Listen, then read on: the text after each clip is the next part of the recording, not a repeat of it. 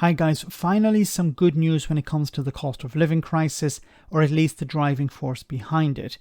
Now, as the UK buys its gas on the European market, it is exposed to both price rises but can benefit from price drops, and the latter seems to be happening. Since the beginning of the war in Ukraine, Russia has been attempting to use gas as leverage over Europe and the West, with mixed results. What Putin didn't expect to happen, European solidarity, came about. It was a bit patchy at first, but now EU member states are standing united in boosting their winter reserves, which has resulted in a drop in the price of gas, which is welcome news for all. Here, the BBC's Ben Chew explains.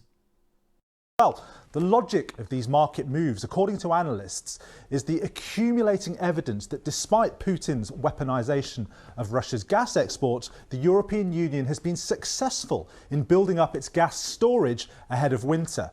After the invasion of Ukraine, the EU set member states with gas storage capacity a target of getting to 80% by November to enable them to cope through the winter if Russia cut off pipeline flows entirely.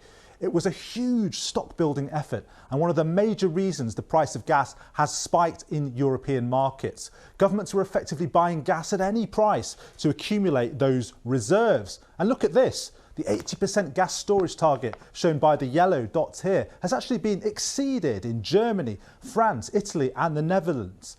That should now ease the frenzy across Europe to buy gas. So what does all this mean for households and businesses? Well, the first thing to say is that after these wholesale price falls, prices are still around 10 times higher than they were at the start of the year. This is still very much an energy emergency and households and firms still need support. Nevertheless, if prices remain at those levels, the cost to governments of shielding households and firms from those wholesale prices will be much lower. When the government introduced the UK energy price freeze last week, the Resolution Foundation estimated the cost of the public purse over 2 winters for the household element alone would be around £120 billion. But this was based on an average wholesale price of 464p per therm over this period. If prices were to instead remain at today's rough level of 365p per therm, the estimated cost would be halved to around £60 billion. Welcome news for the UK Chancellor ahead of his fiscal statement next week. And perhaps more importantly, some analysts think a combination of storage and energy conservation measures could enable Europe, including the UK, to get through the winter without the risk of blackouts. And that would be wonderful news, the idea that we could avoid blackouts, which would be extremely damaging to the economy and to residential and business users. Now, as you saw in this report, gas prices are still much higher than they were, 10 times higher than they were at the beginning of the year. But if the price comes down and remains at the level that it is at the moment, as according to this report, the Chancellor of the Exchequer would have an extra £60 billion to play with. And I would hope, and I think many people would hope, that that extra £60 billion that was planned to be spent on just fixing the price of gas, it could be used to be ploughed back into support for ordinary people, residential users, and for businesses. Many businesses, as we know, are struggling at the moment. Many of them will not be able to survive this winter. So you have an extra 60 billion there. Spend it on providing support to businesses and residential users of gas. Also, plough that money into renewables. Get away from gas altogether.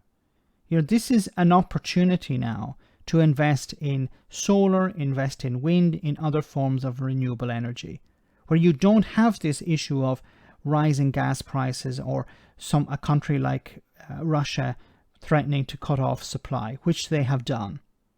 Also, there are other parts of the world where we rely on other fossil fuels. We need to get away from those so that we are not exposed to this threat. And also invest more in insulation and other ways of improving people's homes. I think it was estimated that you would save immediately, you would save £1,000 a year on gas if you were to insulate homes to a high standard. That's something that you can put in straight away and the saving is immediate. Unfortunately, Liz Truss is talking about taking away that levy, the green levy, that provides funding for insulating homes, which is both a short, medium and long-term strategy. That needs to be reinstated or paid for in another way. That 60 billion could go a long way to do that. I hope that's what the Chancellor is going to do next week. It's expected the new Chancellor, Kwasi Kwarteng, will have his new mini budget, and part of that will, we hope, tackle the cost of living crisis. Now that he perhaps has an extra £60 billion to play with, he will pump it into renewables, into support for people and businesses, and hopefully into insulating homes. So there is some good news here, finally, when it comes to the cost of living crisis and energy prices. If this continues to drop, it will mean less stress for residential users and business users, and hopefully it will be possible to avoid the need for warm banks. Let me know in the comment section, guys, what you think. As always, your comments are greatly appreciated. Thanks a lot.